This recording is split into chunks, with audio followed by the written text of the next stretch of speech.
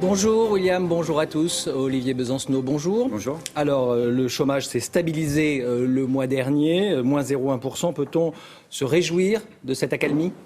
Non, parce qu'il ne faut pas nous prendre pour des débutants. Ce serait quand même Vous bien n'êtes que pas le un débutant, gouvernement... vous, hein. Non, mais ni ceux qui nous regardent d'ailleurs.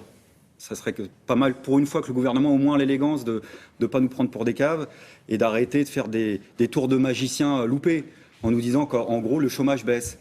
Là, on nous parle que d'une seule catégorie, la catégorie A, les autres catégories augmentent. Et la réalité, c'est quand on prend l'entièreté des catégories... Ceux qui travaillent non pas à plein temps, voilà, tout à fait. Mais quand on prend les catégories A, B, C, D, E, quand on prend aussi ceux des DOM-TOM, on arrive à plus de 5,5 millions de chômeurs. On pourrait aussi s'attarder sur ceux qui sont radiés des listes, ceux qu'on pousse à s'immatriculer, par exemple, comme auto-entrepreneurs. Il y en a des centaines de milliers. Et au bout de quelques années, en général, ça se termine très mal parce qu'ils se retrouvent sans rien. La réalité, c'est qu'aujourd'hui, dans ce pays, il y a en gros un travailleur sur 5 qui recherche un emploi. Donc je crois que du côté du mouvement ouvrier, du mouvement social, de la gauche non gouvernementale, ça serait peut-être pas mal de se rencontrer pour imaginer une grande campagne unitaire sur une mesure.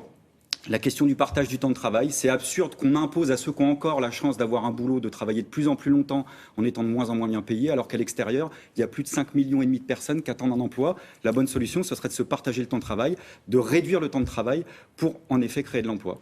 Le MEDEF, réuni en université d'été, réclame plus de flexibilité, justement pour créer de l'emploi. Flexibilité dans le marché du travail, ça vous inquiète ?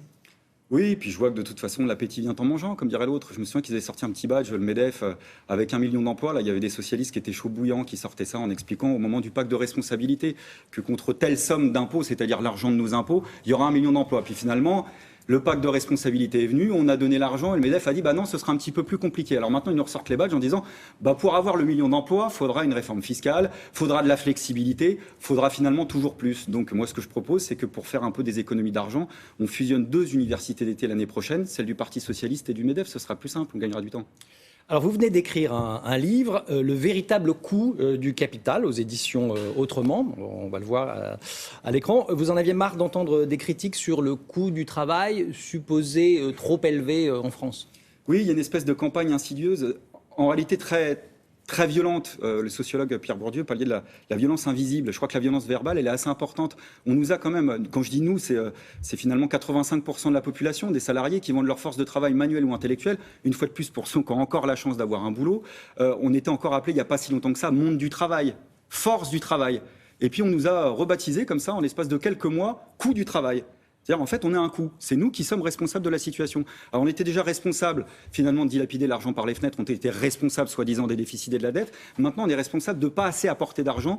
Donc, du début jusqu'à la fin du processus économique, on est responsable, selon eux. Alors, dans le comparatif franco-allemand, vous rassemblez des chiffres qui montrent que le coût du travail est plus faible en France qu'en Allemagne, notamment dans l'industrie. Oui, voilà, là, avec les éditions Autrement, de façon illustrée, en plus, on a essayé de donner un peu un contre-feu à l'argumentaire un peu ambiant, notamment sur ce comparatif entre la France et l'Allemagne, dont on aime nous dire qu'historiquement, qu'il est un peu insupportable, quelque part, qu'on serait moins compétitif que l'Allemagne à cause du coût du travail. En l'occurrence, c'est faux, sauf peut-être dans un domaine qui est celui des abattoirs, mais là, ça avait fait un scandale en Allemagne, puisqu'il y avait eu un recours massif aux travailleurs détachés, avec des situations quasiment d'esclavage sur lesquelles l'Allemagne, finalement, était obligée de revenir. Mais quand on prend des domaines, par exemple, ceux de l'automobile, on est plus payé en Allemagne qu'en France. Et pourtant, on vend plus. Il y a un positionnement haut de gamme qui permet de vendre plus cher. Absolument. C'est-à-dire qu'il y a d'autres critères, c'est ça le sens de l'explication, que le coût du travail, entre guillemets, c'est-à-dire les salaires, qui rentrent en compte. Il y a en effet l'image de marque, la réputation, la recherche, l'investissement.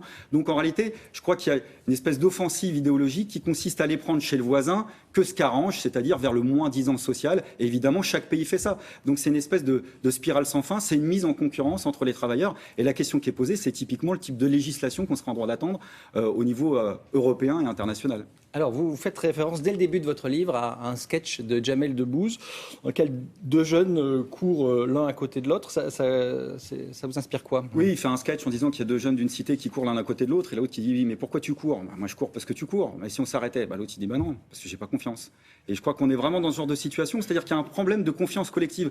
On est pris dans une logique sans fin, et c'est logique, je veux dire, tous ceux qui nous regardent, on est pris dans une urgence sociale, économique.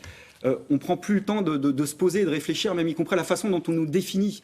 Donc c'est pour ça que j'ai voulu me poser un peu pour réfléchir à cette campagne qui est menée sur le coût du travail, et puis de voir finalement de l'autre côté de ce miroir sans teint, quel est l'autre coût.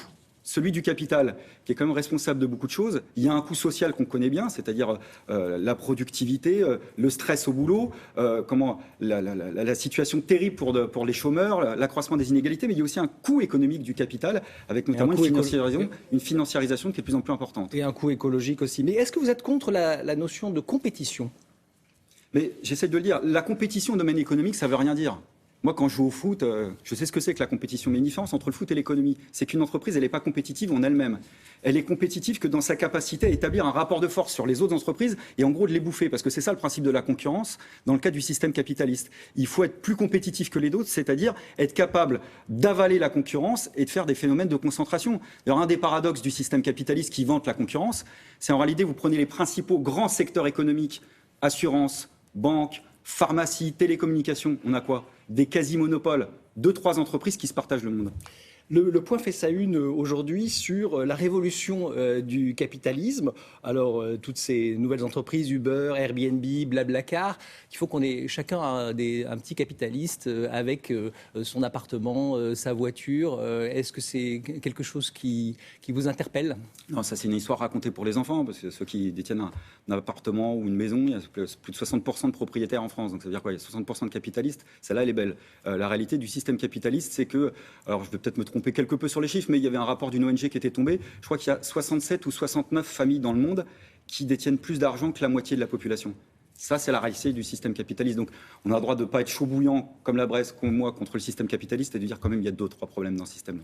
D'un mot, vous travaillez toujours à la Poste ? Toujours au guichet, oui. Et alors, au guichet, les gens vous reconnaissent ? Est-ce qu'ils vous interpellent, vous posent des questions sur votre combat politique ? Pose d'abord des questions sur le livret A et sur l'augmentation prochaine des timbres et de ce qui est en train de se passer à la Poste, parce que moi je suis dans un quartier populaire et on supprime aussi des emplois dans le service public. Donc je tiens à dire à la direction de la Poste qu'on ne laissera pas faire, parce qu'il y a des habitants à qui on rend des services dans les quartiers populaires, aussi dans les zones rurales. Voilà, donc le combat continue aussi à ce niveau-là. Merci beaucoup, Olivier Besancenot, d'avoir été avec nous. Très bonne journée à vous tous. Et c'est à vous, William. Et les gens ne vous embêtent pas trop en disant « Ah, monsieur Besancenot, on fait un selfie », des trucs comme ça, non ? Des photos ? Non, ça au travail, on n'a pas le droit. Vous n'avez pas le droit. Ah, on n'a pas le droit, bah voilà. En dehors des heures de service. Donc voilà, si vous aviez exactement. l'intention d'aller voir Olivier Besancenot pour ça, non, allez acheter un timbre, ça peut-être. Merci beaucoup de votre visite, Jean-Paul. À demain.